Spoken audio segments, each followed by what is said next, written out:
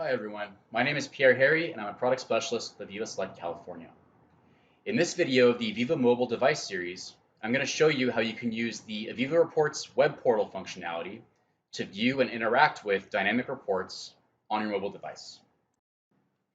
Now, I want to preface this video by saying that the web portal is not the only way that reports that are generated by the software can be viewed on a mobile device, because you can actually generate reports in several different formats like Excel format, CSV, printer, and PDF format. And you can get those reports in those formats emailed to you automatically upon generation. So you can open up that email on your mobile device and view the reports that way.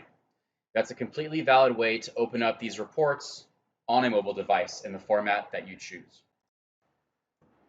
But in this video, I want to highlight the web portal specifically and its use on mobile devices. So what exactly is the web portal?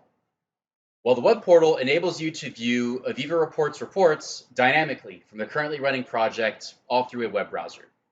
So you can visualize any of the existing reports from the project and also generate any additional reports on demand. And you can even enter manual values into the AVEVA Reports database through the web portal, or use them in calculations or filtering for regular reporting. And this is why the web portal is useful for mobile devices like an iPad, because you can dynamically generate reports on the fly and enter in data into those reports while you're on the move, without requiring you to install any on-premise software. And you can even view reports in different formats inside of the web portal. And some of these formats are PDF, Excel, XML, and web or HTML5 format. These are all formats of reports that you can view inside of the web portal. So what are the prerequisites for the web portal? Well, it's fairly straightforward. All you need to do is configure IIS, which is really easy to set up and can actually be done inside of the AVEVA Reports Studio environment directly.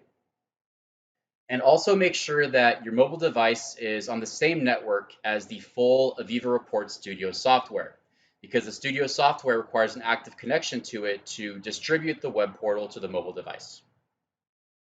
You also need the correct licensing for the web portal, because there is a separate licensing component for the web clients themselves. Each of the web client access points will need one of those licenses.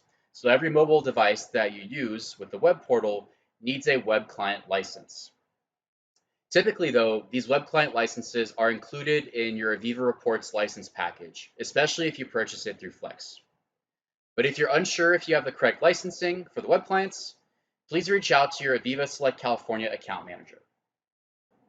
Okay, so now let's take a look at a demo of the web portal. So here I am opening up the web portal on an iPad and making sure that the correct path to the web portal is entered in the URL, which opens up the web portal that you can see here.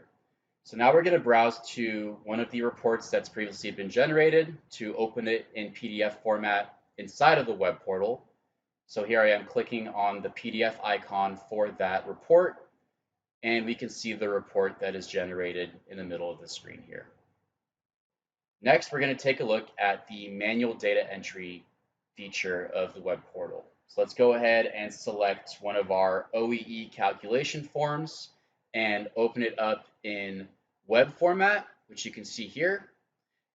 And we see that we have some cells that are prompting us for some of the parameters for this OEE calculation form. So let's go ahead and enter in the data for these parameters. We're going to enter in a number of hours for the set plan downtime.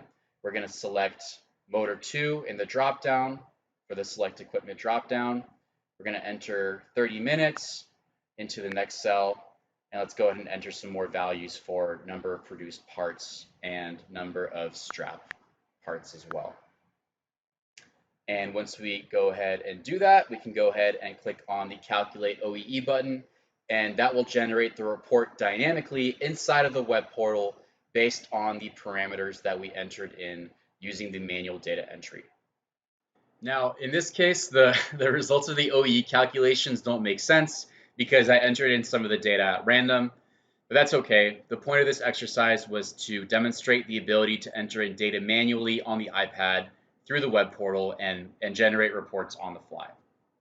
So anyway, thanks for watching, and I'll talk to you guys next time.